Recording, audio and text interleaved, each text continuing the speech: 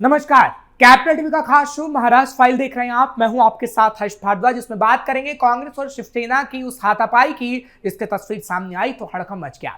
बात होगी प्रियंका चतुर्वेदी की बड़ी मांग की और उसके बाद बात करेंगे उस धमाके की जो महाराष्ट्र में होने वाला था, लेकिन पुलिस के मुताबिक अब आगे आने वाले समय में ऐसी कुछ भी तस्वीर सामने नहीं आएगी कि बड़ा एक्शन लिया गया है।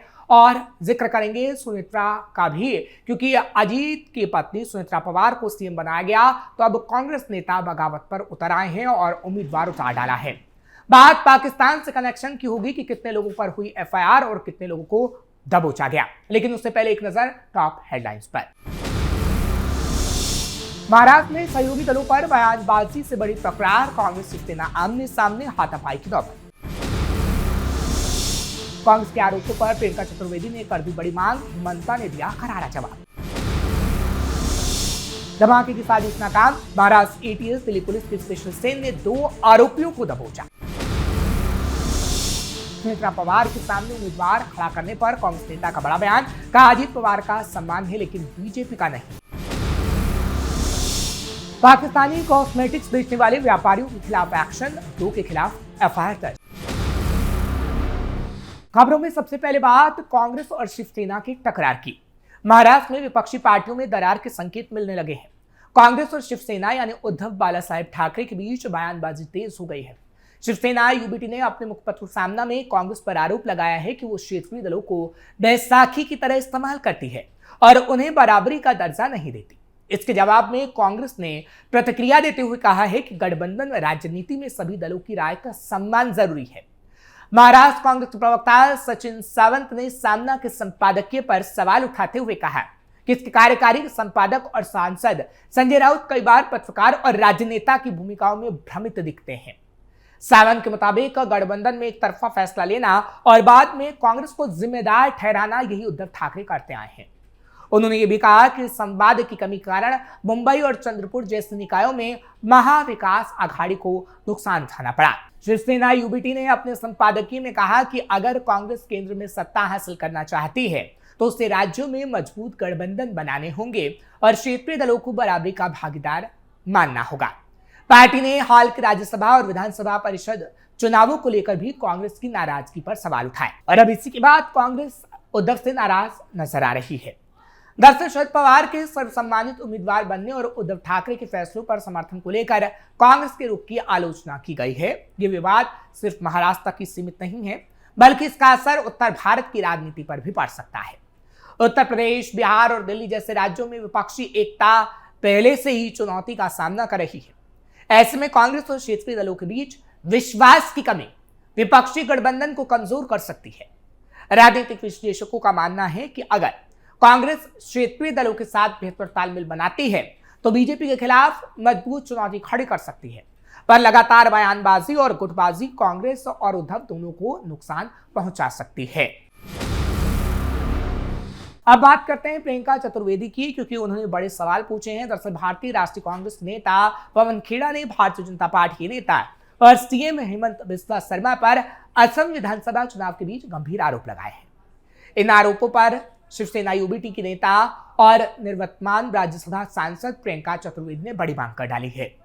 शिवसेना यूबीटी नेता प्रियंका चतुर्वेदी ने कहा है कि कांग्रेस पार्टी ने असम के मुख्यमंत्री और जालुकबारी विधानसभा क्षेत्र से भारतीय जनता पार्टी के उम्मीदवार हेमंत बिस्वा शर्मा पर 3 बड़े आरोप लगाए हैं। यूएई में पासपोर्ट नहीं बल्कि गोल्डन वीजा बनता है। इन सभी चीजों के तथ्य जनता के सामने आने चाहिए कि आखिर कौन झूठ बोल रहा है, कांग्रेस या फिर हेमंता बिस्वा शर्मा पर लगे आरोप अगर सच नहीं है तो जनता के सामने आकर वो सच्चाई बताएं। यह आरोप गंभीर है। असम के मुख्यमंत्री हेमंत बिस्वा शर्मा कुछ दिन पहले गौरव गोगोई पर आरोप लगा रहे थे कि उनकी पत्नी के संबंध पाकिस्तान से हैं। अब जो कांग्रेस के आरोप लगाए गए हैं वो सही है या फिर गलत, इसकी जांच होनी चाहिए।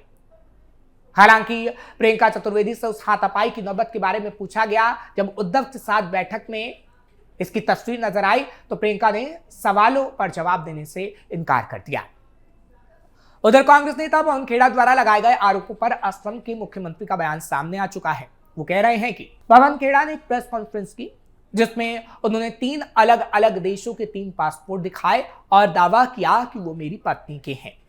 कहा गया मेरे बेटे के नाम पर एक कंपनी है। 52,000 करोड़ तक कंपनी का आंकड़ा पहुंचा दिया, जो कि असम के बजट से भी ज्यादा है। अगर कोई मुख्यमंत्री 20 साल तक भी कमाए तो भी 52,000 करोड़ नहीं कमा सकता। हालांकि मंत्री यही नहीं रुके, उन्होंने कहा कि हमने इस मामले की जांच की है, इसमें जन्मस्थान, वर्तनी और अन्य विवरणों में त्रुटियां पाई गई। हमारी पुलिस ने भारत सरकार के राजनयिक माध्यमों से दोबारा पुष्टि की कि यूएई में पासपोर्ट फर्जी है या नहीं। सीएम ने कहा कि पवन खेड़ा पर फर्जी दस्तावेज तैयार करने और आपराधिक साजिश का मामला दर्ज किया गया है। मुझे भरोसा है कि पवन खेड़ा अपने आखिरी दिन असम की जेल में ही बिताएंगे। अब बात महाराष्ट्र एटीएस की बड़ी कार्रवाई की, क्योंकि महाराष्ट्र एटीएस और दिल्ली पुलिस स्पेशल सेल ने कुर्ला और मुंबई के पास खड़बली इलाके में बड़ा ज्वाइंट ऑपरेशन चलाया है। राष्ट्रीय राजधानी में धमाका करने की साजिश को नाकाम किया गया है। दोनों एजेंसियां ज्वाइंट ऑपरेशन में 2 लोगों को गिरफ्तार कर चुकी हैं। गिरफ्तार किए गए आरोपियों का नाम कामरान उर्फ सोनी उर्फ मोजे और बड़ा इमरान है। आरोपी टॉय कार की मदद से दिल्ली में धमाका करने की साजिश रच रहे थे। सूत्रों ने दावा किया कि आरोपियों के पास से बहुत सारी संवेदनशील चीजें भी मिली हैं। वहीं पुलिस को आशंका है कि आरोपियों को ऑनलाइन रेडिकलाइज किया गया था और उनका ब्रेन वॉश जेईएम ने किया था। इस मामले में आगे की जांच अब दिल्ली स्पेशल कर रही है। हालांकि आर्थिक राजधानी मुंबई और राष्ट्रीय राजधानी दिल्ली में धमाके की बड़ी साजिश को नाकाम कर दिया गया। अब आज सुनेत्रा पवार की कांग्रेस ने 23 अप्रैल को बारामती विधानसभा क्षेत्र में 23 अप्रैल को होने वाले उपचुनाव में महाराष्ट्र की उप मुख्यमंत्री सुनेत्रा पवार के खिलाफ अपनी प्रदेश इकाई के सचिव आकाश मोरे को चुनावी मैदान में उतार दिया है। कांग्रेस द्वारा प्रत्याशी घोषित किए जाने के बाद निर्विरोध जीत की संभावना खत्म हो गई है। इस बीच कांग्रेस नेता हुसैन दलवाई की ओर से प्रतिक्रिया सामने आई है। उन्होंने निर्विरोध चुनाव पर कहा है कि ऐसा कैसे हो जाएगा। वहां पर उम्मीदवार राष्ट्रवादी कांग्रेस पार्टी का है। सुनेत्रा पवार हारेंगी और राष्ट्रवादी कांग्रेस जीतेगी, क्योंकि सुनेत्रा पवार का समर्थन बीजेपी ले रही है और बीजेपी का उन्हें मिल रहा है। हम बीजेपी की मदद कैसे कर सकते हैं। उन्होंने कहा कि अगर किसी शख्स का निधन हो जाता है तो उसके खिलाफ उम्मीदवार न उतारने की कोई परंपरा तो है ही नहीं। दरअसल कांग्रेस नेता हुसैन दलवाई ने बताया कि नांदेड़ में हमारे सांसद वसुंधरा चौहान थे, उनका निधन हो गया था, जिससे उनकी सीट खाली हो गई। इसके बाद उनका बेटा चुनकर आया। इस सीट पर बीजेपी ने अपना प्रत्याशी उतार दिया था। हुसैन दलवाई ने आगे कहा कि गाबी में शरद पवार के उम्मीदवार का निधन हो गया तो क्या शरद पवार का उम्मीदवार नहीं उतरेगा। हुसैन दलवाई ने कहा कि नांदेड़ में अंतापुरकर का निधन हुआ, जिसके बाद बीजेपी ने उम्मीदवार खड़ा किया, उसे नहीं खड़ा करना चाहिए था। उन्होंने कहा कि उनके हित के लिए, उनके स्वार्थ के लिए जो अच्छा हो वो करें, लेकिन कांग्रेस करे तो वो इसे गलती बताते हैं। कांग्रेस नेता ने कहा कि अजीत पवार का आदर है, लेकिन उम्मीदवार खड़ा नहीं करना चाहिए, कहाँ की परंपरा है। कांग्रेस नेता ने बताया कि इसके लिए हमारे प्रदेश अध्यक्ष ने बहुत ही अच्छा फैसला लिया। उन्होंने हमारे आला कमान को राजी करने का काम किया। इसके लिए मैं उनको बधाई देता हूं और सुनेत्रा पवार के खिलाफ हमारा उम्मीदवार ही जीतेगा। महाविकास आघाड़ी की तरफ से सिर्फ कांग्रेस ने उम्मीदवार घोषित किया है। इस पर उन्होंने कहा कि वहां कांग्रेस का उम्मीदवार ही आ सकता है, क्योंकि वहां हमारा बेस है। उन्होंने कहा कि हमारा उम्मीदवार एक पिछड़ी जाति का है। ये भी कहा गया कि जब हमारे नेताओं का निधन हुआ तब इनको निर्विरोध की बात याद क्यों आती है। इसलिए हमारी पार्टी ने जो फैसला लिया बिल्कुल सही फैसला लिया। कांग्रेस ने बताया कि आकाश मोरे पार्टी के पूर्व विधान परिषद सदस्य विजयराव मोरे के बेटे हैं और धांधर समुदाय से संबंध आते हैं और यही जीतकर सामने आ पाएंगे। फिलहाल देखने वाली बात होगी कि आगे आखिर क्या होता है। अब बात करते हैं पाकिस्तान के उस कनेक्शन की जिसका खुलासा हुआ तो हड़कंप मच गया। महाराष्ट्र के धुले जिले में अवैध रूप से पाकिस्तान बने कॉस्मेटिक्स बेचने के मामले में पुलिस ने बड़ी कार्रवाई को अंजाम दिया और 2 व्यापारियों के खिलाफ केस दर्ज किया है। लोकल क्राइम इन्वेस्टिगेशन ब्रांच की टीम ने छापेमारी कर बड़ी मात्रा में विदेशी सामान को जब्त किया है, जिसकी कोई वैध रसीद या आधिकारिक दस्तावेज नहीं मिले। जानकारी के मुताबिक लोकल क्राइम इन्वेस्टिगेशन ब्रांच की टीम ने सबसे पहले जयशंकर मार्केट स्थित श्री साईं ट्रेडर्स पर छापा मारा, जहां से कैलाश देवानंद मानकानी की दुकान से करीब 30,063 रुपए की कीमत के कई कॉस्मेटिक्स बरामद किए गए हैं। इसके बाद टीम ने नेशनल हाई स्कूल के पीछे स्थित पब्लिक मार्केट में दूसरी कार्रवाई की, जहां फजलुर रहमान मोहम्मद सलीम अंसारी की दुकान से 31,411 रुपए के कॉस्मेटिक उत्पाद जब्त किए गए, जो कि पाकिस्तान से थे। दोनों जगहों पर की गई छापेमार कार्रवाई के दौरान कुल 61,474 रुपए के अलग अलग तरह के कॉस्मेटिक जब्त किए गए। जांच में सामने आया कि यह सामान पाकिस्तान में निर्मित था और इसे बिना किसी वैध आयात प्रक्रिया के बेचा जा रहा था। जब्त किए गए उत्पादों के संबंध में व्यापारियों के पास कोई आधिकारिक बिल या दस्तावेज उपलब्ध नहीं थे।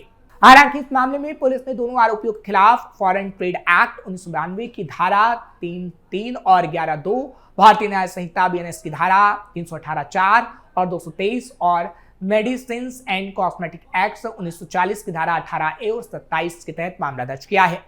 संबंधित केस 40 गांव पुलिस स्टेशन और धुले सिटी पुलिस स्टेशन में दर्ज किए गए हैं। ये पूरी कार्रवाई जिला पुलिस अधीक्षक श्रीकांत धिवरे और अतिरिक्त पुलिस अधीक्षक अजय देवरे के मार्गदर्शन में की गई है। लोकल क्राइम इन्वेस्टिगेशन ब्रांच के पुलिस निरीक्षक श्रीराम पवार के नेतृत्व में टीम ने इस अभियान को सफलतापूर्वक अंजाम दिया। पुलिस मामले की आगे की जांच कर रही है।